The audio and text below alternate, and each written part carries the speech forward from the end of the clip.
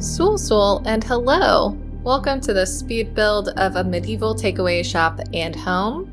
This build is designed for a sim in my Ultimate Decades Challenge playthrough, which, if you haven't seen it, we're in the year 1344, so right before the next part of the first phase of the 100 Years' War, and there's a lot of drama kicking off. Well, it's been a very dramatic playthrough, actually, in its entirety, but if you're into drama, come check it out. If not, that's okay too. So this build is designed for a certain character. The sim got the random aspiration desire to become a market magnate. And so I took a lot of inspiration from learning about medieval fast food places or takeaway places, which were actually called cook shops.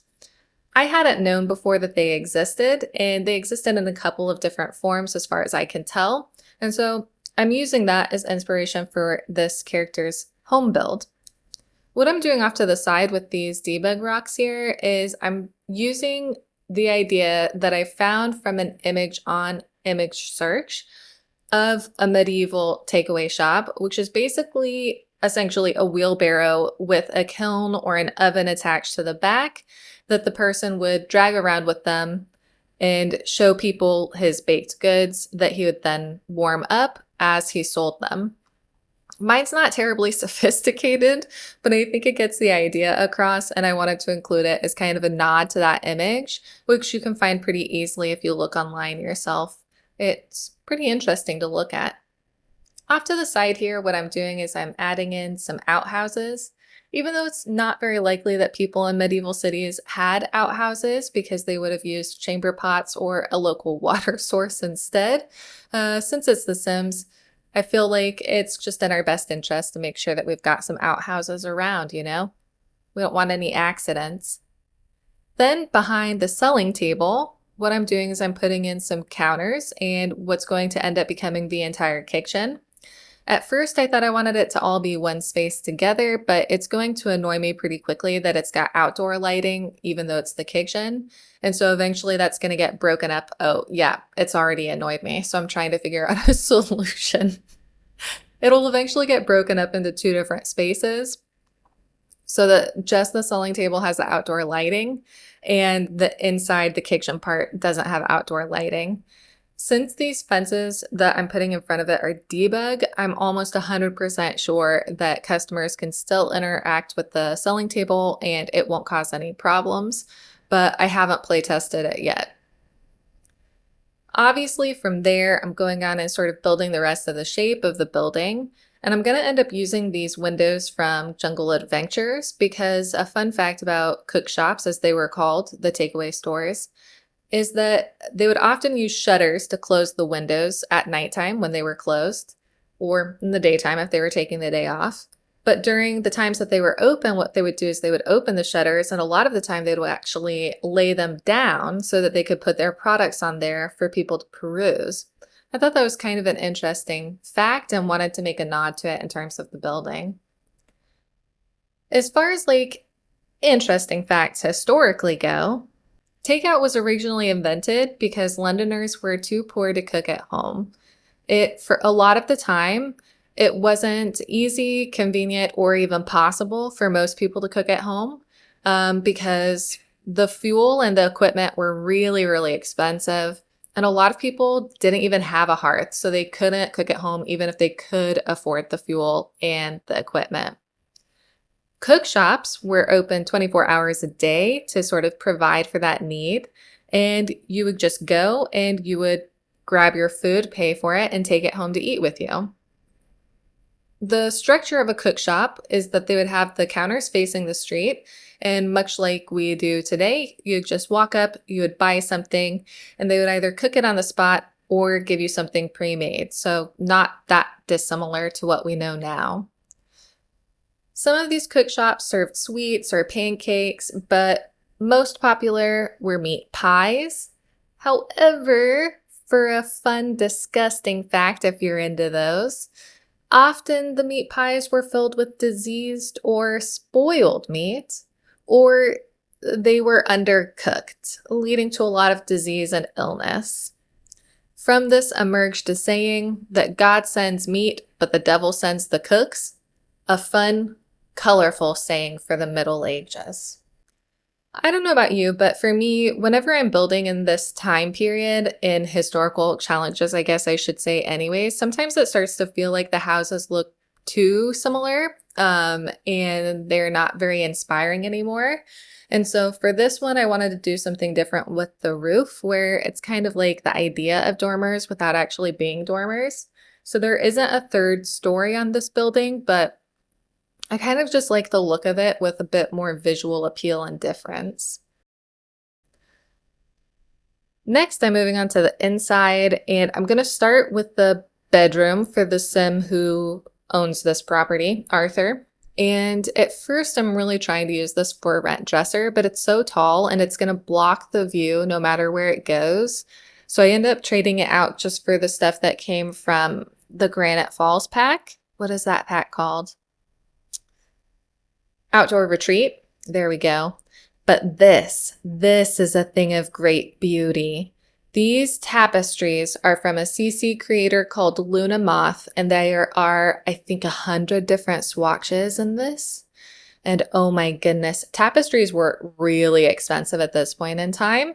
Not everybody would have had them, but Arthur's not a poor sim. He's kind of like a middle class sim. His parents own a business. They own a tavern, actually. And so he's not a poor sim, so maybe he has some. Anyways, I wanted to use them, so they're there. Next, he's getting some blinds just because it looks nicer. And listen, sometimes you have characters you prefer to others, and Arthur is just one of those characters for me, so he's going to get a really nice house. He even gets so many different rooms to make his life even easier, just because I like him as a character. I also figured that while they probably wouldn't have enough space for cows because they are living in the city, it could be that they might have enough space for chickens, which would save them a lot of money if they were, making a lot of pies for themselves and for other people. And so I figured that they would have at least some chickens wandering around. And so they get some in that little sort of like porch area. After that, I'm just going through and grabbing a bunch of stuff that'll end up making up the bathrooms and the decor. The bathroom set is from Mirai M, if I'm not very much mistaken, and it comes with some decor pieces, 2 different toilets, and a couple of different bathtubs, which are all really, really nice.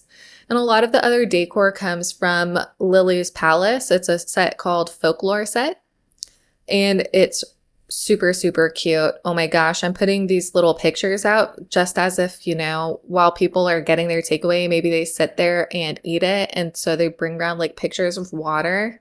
Aw, it's cute. After that, we're kind of like furnishing the upstairs area, which is designed for the family to sort of be around each other, even if they're not doing stuff exactly together. And then making sure that the bathrooms work sort of like visually as well as functionally. Nothing worse than when you can't get your sim to a toilet, am I right? This teeny tiny room in the corner is going to be for the toddlers because let's face it, toddlers throwing fits, they kind of need to go in their own room sometimes.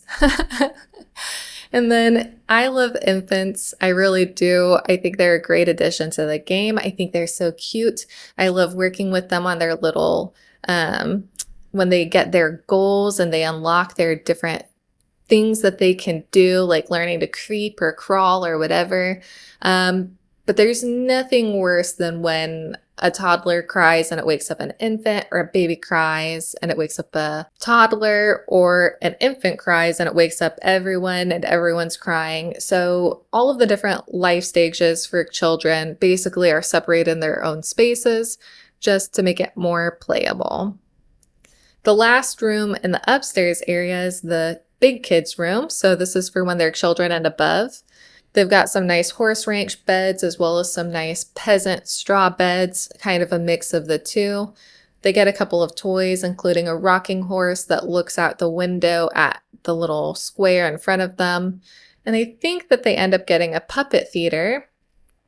Although the puppet theater that I end up using is from Medieval Sims Taylor and Carpenter, and it's an override for a bunch of children's toys, or maybe not an override, but a set of children's toys.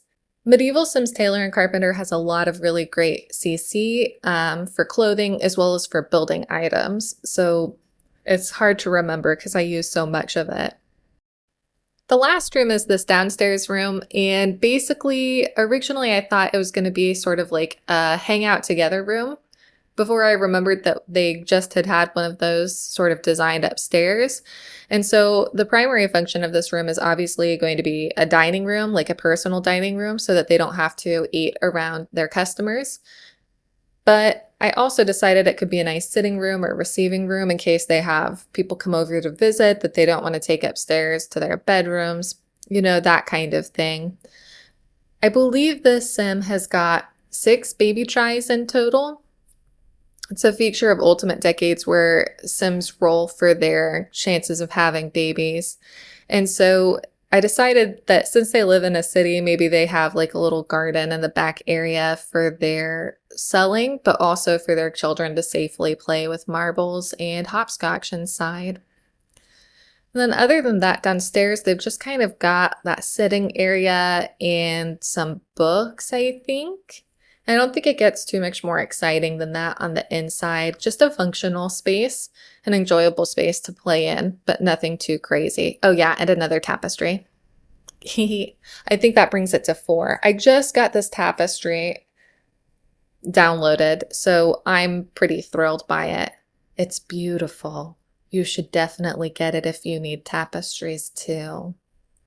And then after this is just finishing up the outside. So although I'm not sure if this is historically accurate, I thought maybe sometimes people who come and get takeaway, maybe they just want to eat it right there and then when it's warm, like all of us. Who likes getting their takeaway food home and it's cold and your fries are cold, or, your tofu is cold, or whatever the case is.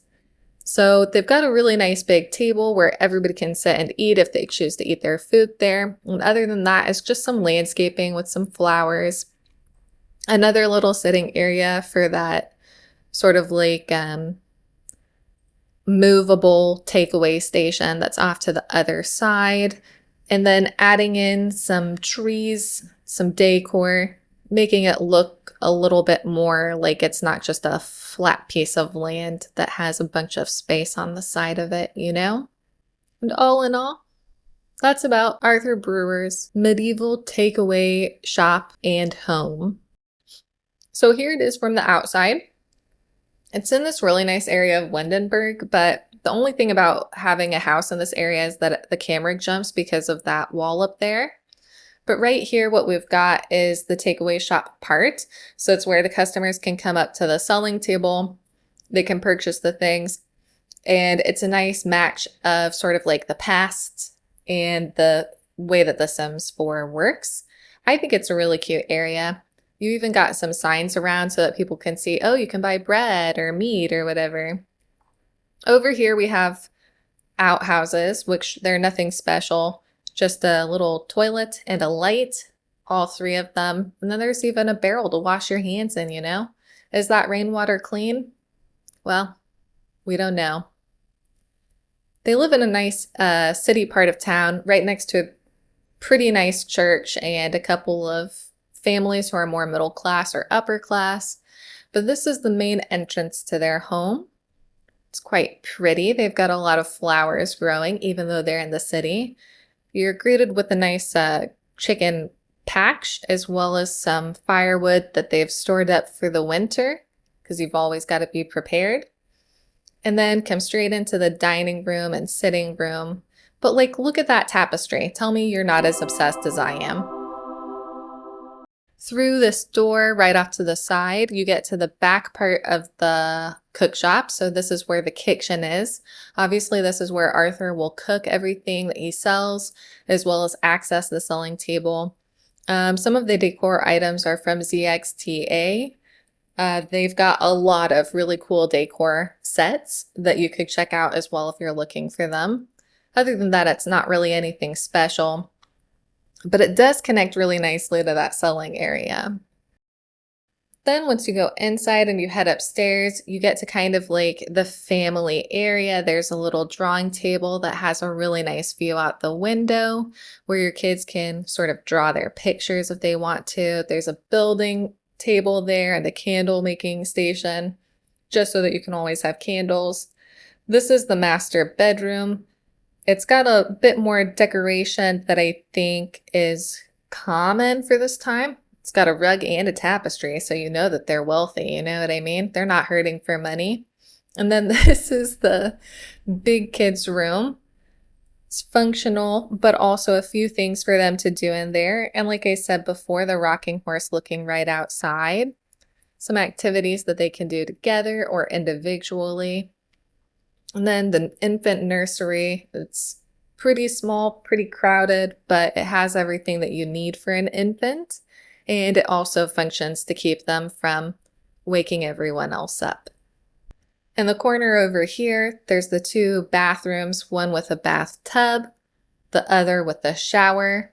Nothing special, but two bathrooms is always better than one in a historical challenge, just because often there's not enough space for all of the people to use the bathroom at one time. And then you have the toddler room. It's the least decorated of them all, but really, we just need the toddlers to not wake everybody else up and everything's good. You know what I mean? Oh yeah, and then if you go outside through this back door, I almost forgot. If you go outside through this back door from the downstairs area, off to the one side, you've got your laundry area for washing clothes, and it's going to be a little gardening patch. Of course, they've got the marbles and hopscotch area. But here's that other part of it that's dedicated to that image that I found online, which is sort of the traveling oven so that people can buy the takeaway food from a traveling food vendor. Some places to sit down, some nice shade, you know, just like kind of like a picnic, but also kind of the only option some people had at this point in time. All in all, that's about the speed build for Arthur Brewer's takeaway shop and home. I hope that you've enjoyed it. If there's another idea for medieval build that you'd like to see, let me know because I have a lot of Sims and they all need homes, so I'm willing to look at anything. I hope you've enjoyed this, and I'll see you in the next one.